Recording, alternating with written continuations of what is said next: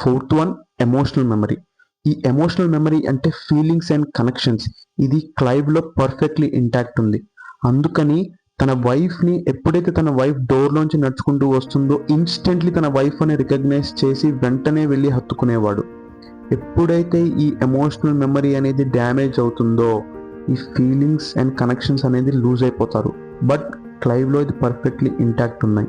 So Clive పాస్ట్ని గుర్తించలేడు, కానీ ప్రేమ గుర్తుంది, music గుర్తుంది, సోల్ గుర్తుంది. సో మనకి మనం క్వశ్చన్ చేసుకుంటే మనం ఎవరం?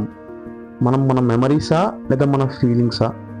మెమరీ పోయినా కూడా లవ్ సర్వైవ్ అవుతుంది, మ్యూజిక్ సర్వైవ్ అవుతుంది అండ్ సోల్ సర్వైవ్ అవుతుంది. సో దీన్ని బట్టి మీకు మీరు క్వశ్చన్ చేసుకోండి.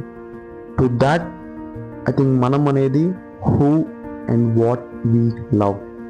Thank you.